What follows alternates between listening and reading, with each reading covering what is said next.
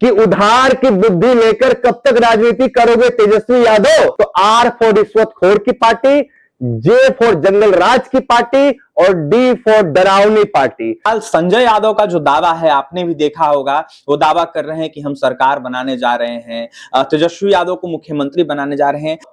क्या पूरे बिहार के अंदर पूरे आरजेडी कार्यकर्ता में आपके पास एक भी सिंगल ऐसा कार्यकर्ता नहीं था जिसको आप भारत के सबसे उच्च सदन राज्यसभा में भेजने का काम करें? उनको राज्यसभा भेजते हैं। बात करूं संजय यादव की या मैं बात करता हूं प्रेमचंद गुप्ता की, कहां के हैं ये लोग? है बिहार के क्या?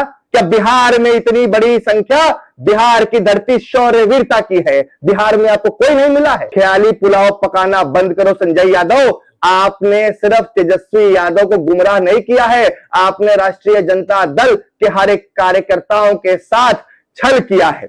बिहार में 2025 का विधानसभा चुनाव होना है और देखिए तमाम अनेक बिहार की पार्टियां जो है 25 साधने में लगी है। खासकर महागठबंधन का राष्ट्रीय जनता दल 25 चुनाव को देखते हुए यह साफ तौर पर दावा कर रहा है कि आने वाले 25 चुनाव को देखते हुए हम सरकार बनाने जा रहे हैं और मुख्यमंत्री तेजस्वी यादव को घोषित किया जा रहा है राष्ट्रीय जनता दल के द्वारा।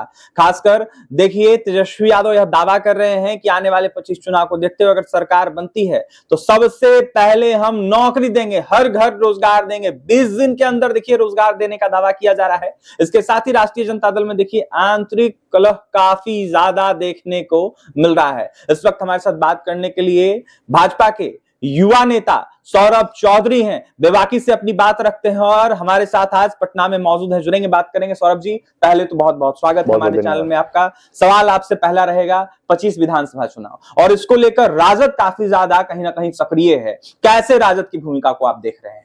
देखिए, भारतीय जनता पार्टी एक नीति पे काम करने वाली पार्टी है। एनडीए बिहार की तुल्य जनता के लिए काम करने वाली अलायंस है। आरजेडी को अगर मैं आपके माध्यम से बिहार की देवतुल्य जनता को समझाऊं तो आर फॉर रिश्वतखोर की पार्टी, जे फॉर जंगल राज की पार्टी और डी फॉर डरावनी पार्टी। इन्होंने अपने 15 साल के कार्यकाल में बिहार की देवतुल्य जनता को सिर्फ अंधकार में डालने का काम किया है, बिहार को सिर्फ गुमराह करने का काम किया है। और बिहार में लूटपाट मचाने वाली अगर कोई पार्टी है तो वो आरजेडी है। इसलिए बिहार की जनता, बिहार की सम्मानित जनता आरजेडी को सिरे से नकार चुकी है और प्रचंड जीत के साथ एनडीए बिहार में सरकार बनाने जा रही है। सौरभ जी, जिस तरीके से दावे किए जा रहे हैं, सरकार तो अभी बनी किसी की नहीं है। फिलहाल संजय यादव का जो दावा है आपने भी देखा होगा, वो दावा कर रहे हैं कि हम सरकार बनाने जा रहे हैं, तेजस्वी यादव को मुख्यमंत्री बनाने जा रहे हैं। एक वीडियो उनका काफी ज्यादा वायरल हो रहा है, वो सवाल करते हैं तेजस्वी यादव से कि आप मुख्यमंत्री बनते हैं तो बीजेपी के लोगों को बुलाइएगा क्या? इस बयान को कैसे आप देख रहे हैं? देखिए, पहली बात तो मैं आपके चैनल के माध्यम से ये कह दूं कि उधार की बुद्धि लेकर कब तक राजनीति करोगे तेजस्वी यादव? क्या पूरे बिहार के अंदर पूरे आरजेडी कार्यकर्ता में आपके पास एक भी सिंगल ऐसा कार्यकर्ता नहीं था जिसको आप भारत के सबसे उच्च सदन राज्यसभा में भेजने का काम करें? झंडा उठवाते हैं, पोस्टर चिपकवाते हैं अपने कार्यकर्ताओं से, और जब बात आती है भारत के उच्च सदन में भेजने की तो बाहर से लाकर, बाहर के दूसरे राज्यों के लोगों को लाकर आप बिहार की देवतुल्य जनता के साथ धोखा करते हैं और उनको राज्यसभा भेजते हैं। बात करूं संजय यादव की या मैं बात करता हूं प्रेमचंद गुप्ता की, कहां के हैं ये लोग? है बिहार के क्या? क्या बिहार में इतनी बड़ी संख्या बिहार की धरती शौर्य वीरता की है? बिहार में आपको कोई नहीं मिला है? रही बात उनके मुख्यमंत्री बनने की, ख्याली पुलाव पकाना बंद करो संजय यादव। आपने सिर्फ तेजस्वी यादव को गुमराह नहीं किया है, आपने राष्ट्रीय जनता दल के हर एक कार्यकर्ताओं के साथ छल किया है। आप सरकार बनाएंगे, जिस तरीके से 1 दर्जन के लगभग आपके नेता तेजस्वी यादव के ऊपर भ्रष्टाचार के मामले हैं, ऐसे व्यक्ति को बिहार की राजनीति तो दूर, बिहार में राजनीति की सोच रखना भी अपराध है। और अब बात करते हम सरकार बनाएंगे।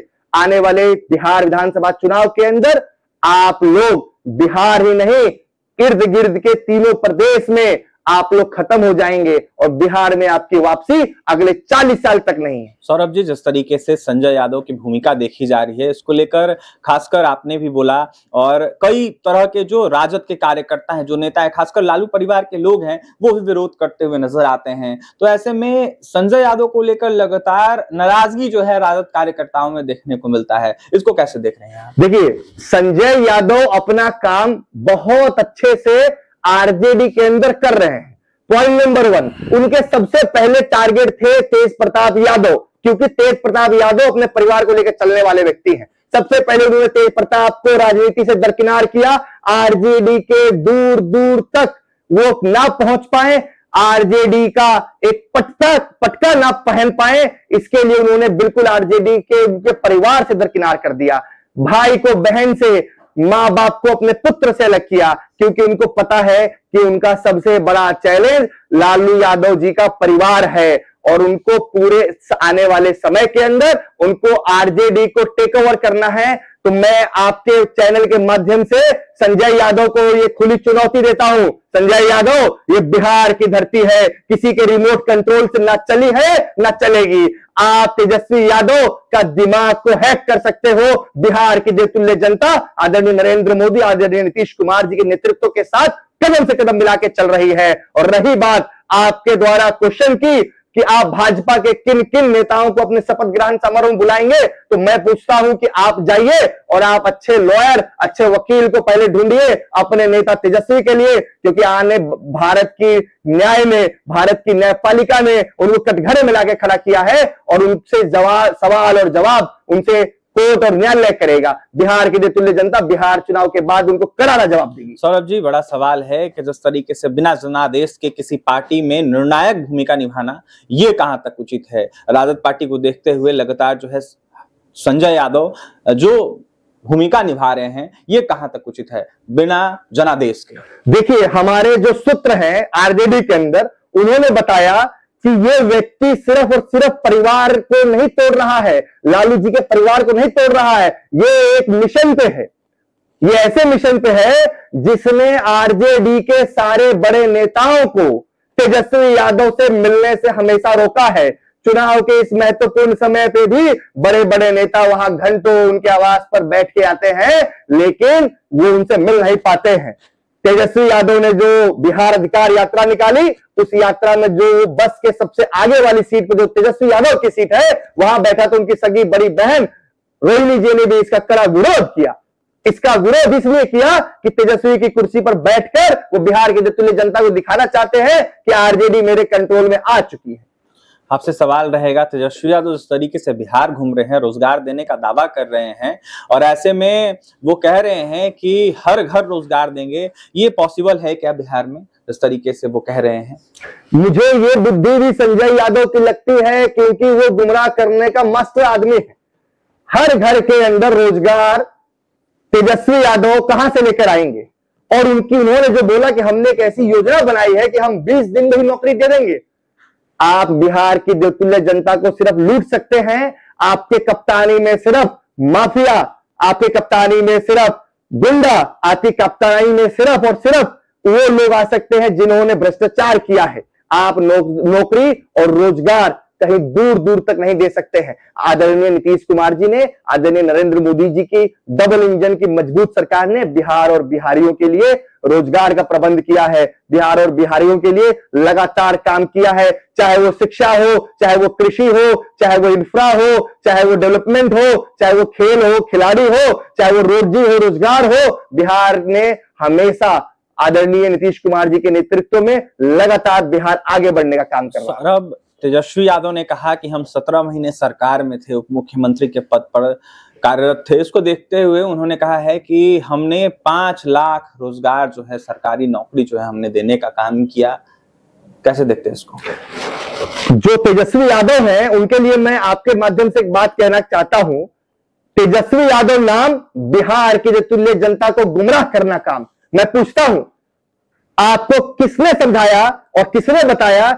आपको पता नहीं है कि किसी भी राज्य का कैबिनेट का जो अध्यक्ष होता है वो उस प्रदेश का माननीय मुख्यमंत्री होता है। बिना मुख्यमंत्री के आप नौकरी नहीं दे सकते हैं। कैबिनेट अप्रूवल लगती है, अध्यक्षता होती है, पूरी कमेटी बनाई जाती है। आदरणीय नीतीश कुमार जी, एनडीए की सरकार ने ऑलरेडी उस योजना पे काम कर कर और लास्ट फाइनल स्टेज पे थे जब ये इस चीज को लॉन्च करने वाले थे बिहार के रोजगार के लिए। उससे पहले ये आते हैं और बोलते हैं कि सारा क्रेडिट मुझे दे दो। अरे भाई, आप जाइए, पहले सबसे पहले आप समझिए कि उप मुख्यमंत्री की लिमिटेशंस कहां कहां और कितनी होती है। जो विभाग आपके पास नहीं है उस विभाग की भी आप चर्चा करते हैं कि वहां भी रोजगार मैंने दिया। आदरणीय नीतीश कुमार जी की दूरदर्शी नजर, भारतीय जनता पार्टी का नेतृत्व और एनडीए अलायंस ने मिलकर बिहार की तुल्य जनता को यह रोजगार देने का काम किया, बिहार के युवाओं को नौकरी देने का काम किया। 14 तारीख को जो परिणाम आएगा सौरभ, उसमें क्या लगता है क्या होने जा रहा है बिहार में?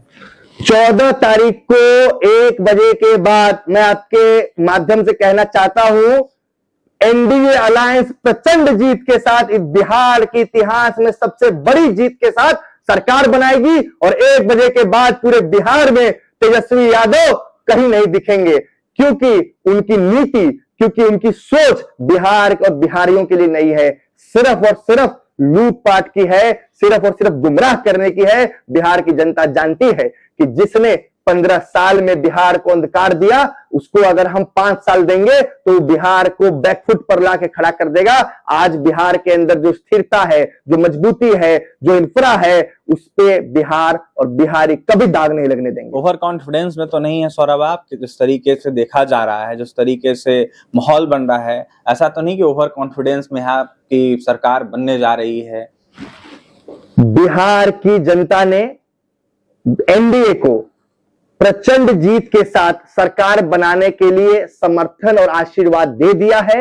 लगातार कार्यक्रम हो रहे हैं, लगातार लोगों का समर्थन मिल रहा है और बड़े बड़े नेता आरजेडी के और कांग्रेस के जो उनकी विचारधारा से परेशान हो चुके हैं, वो आदरणीय प्रधानमंत्री नरेंद्र मोदी जी व मुख्यमंत्री श्री नीतीश कुमार जी के नेतृत्व के साथ आ रहे हैं और अपनी विचारधारा से बिहार के विकास के लिए एक नया कदम बढ़ा रहे हैं। अंतिम सवाल रहेगा, आपके पार्टी के नेता लगातार बिहार भ्रमण कर रहे हैं, अमित शाह हो, जेपी नड्डा हो, इसके साथ पीएम मोदी हो, वो लोग लगातार बिहार में आ रहे हैं, बिहार में कार्यक्रम कर रहे हैं, जनसभा कर रहे हैं, लेकिन बड़ा ये सवाल है कि विपक्ष के बड़े नेता कहे जाने वाले राहुल गांधी महागठबंधन के किसी भी सभा में अभी तक नहीं दिखे हैं, चुनावी घोषणा के बावजूद। कैसे देख रहे हैं इसको? अंतिम सवाल है। देखिए, राहुल गांधी और प्रियंका गांधी दोनों दिल्ली में बैठकर झूठ का पुलिंदा कैसे बांध सके उसकी तभी तैयारी में लगे हैं। वो आने वाले 1-2-3 दिन में बिहार पहुंचेंगे और राहुल गांधी झूठ की आंधी हैं, जो भी आएंगे बिहार और बिहारियों को गुमराह करने की कोशिश करेंगे, लेकिन बिहार की तुल्य जनता बिल्कुल नहीं मानने वाली है। और ये उनकी पार्टी और उनके गठबंधन का निजी मामला है, वो जाने, तेजस्वी जाने, राहुल गांधी जाने। देखिए, हमारे साथ बात करने के लिए भाजपा के युवा नेता सौरभ चौधरी थे, वे बाकी से अपनी बातें रखते हैं और जमकर तेजस्वी यादव, संजय यादव, महागठबंधन को निशाने पे ले रहे थे। साफ तौर पर कह रहे थे कि झूठ का पुलिंदा बांधने वाले ये लोग हैं, ये लोग कहीं से भी नहीं टिकेंगे। 14 तारीख का जो परिणाम आएगा वो चौंकाने वाला होगा और ऐसे में प्रचंड बहुमत से एनडीए बिहार में सरकार बनाने जा रही है। देखने वाली बात यह होगी जनता क्या कुछ करती है, लेकिन जिस तरीके से सवालिया चिन्ह उठ रहे हैं, जिस तरीके से तेजस्वी यादव दावा कर रहे हैं, इसको लेकर सौरभ चौधरी ने जमकर विपक्षी दलों को निशाने पे लिया है। वहीं क्या कुछ कह रहे थे आपने सुना है।